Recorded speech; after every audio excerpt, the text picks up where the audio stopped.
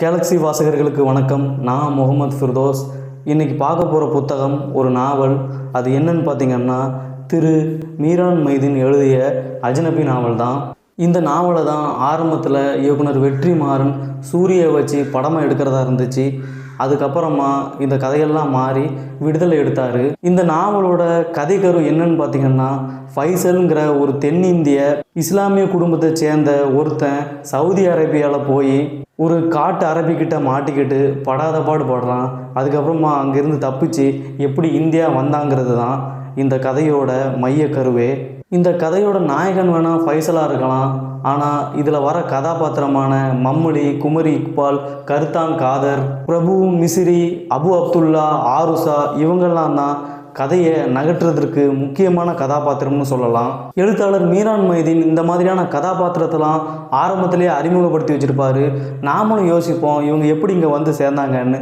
அதுக்கப்புறமா அதோட பின் கதையை அவரே சொல்லுவார். கிட்டத்தட்ட இது ஒரு நான் லீனியர்லேயே போகும். கடைசியாக இந்த கதை இதை நோக்கி தான் போகுதுன்னு நமக்கு ஒரு புரிதலும் ஏற்படும். இந்த கதை நடக்கிற காலகட்டம்னு பார்த்திங்கன்னா 90 மத்திய காலகட்டம்.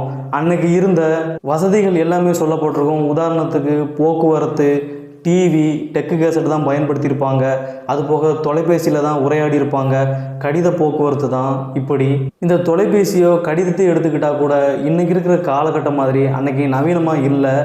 தொலைபேசியை கூட வாரத்துக்கு ஒரு முறை தான் பேசுகிற மாதிரி இருக்கும். கதையில் வர எல்லா கதாபாத்திரத்திற்கும் ஒரு பின்கதை இருக்கும். அவங்க ஏன் வெளிநாட்டுக்கு வந்தாங்க அப்படின்னு, எதுக்காக வந்திருப்பாங்க, அவங்களுக்கு தங்கச்சியோ அக்காமார்களோ இருந்திருப்பாங்க, அவங்க திருமணத்துக்கு நகைக்காக வந்திருப்பாங்க, இல்லைனா அவங்களுக்கு தம்பிமார்கள் இருந்திருப்பாங்க, அவங்களோட கல்வி செலவுக்காக வந்திருப்பாங்க, இல்லைனா அவங்க அப்பாவோ அம்மாவோ வாங்கின கடனை அடைக்கிறதுக்காவது வெளிநாட்டுக்கு வந்திருப்பாங்க, அதுவும் இல்லைனா தன்னோட குடும்பத்தை கடனில் இருந்து மீட்டெடுக்கிறதுக்காவது வந்திருப்பாங்க.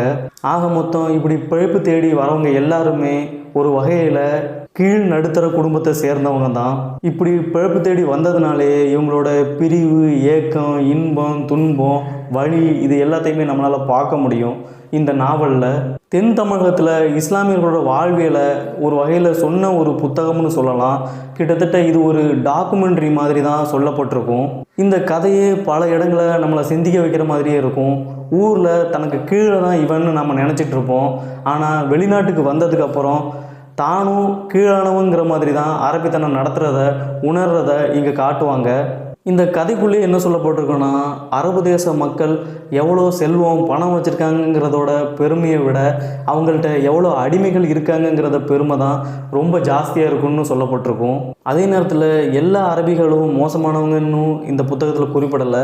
அதுலேயும் நல்லவங்க இருக்காங்க, அவங்களும் நிறைய உதவி செய்கிறாங்கங்கிற மாதிரி தான் குறிப்பிடப்பட்டிருக்கு. இவ்வளோ விஷயம் சொன்னேன், ஆனால் அந்த அஜ்னபிக்கு அர்த்தம் சொல்லவே இல்லைல்ல. அஜ்னபிக்கு அர்த்தம் வேறு ஒன்றுமே கிடையாது.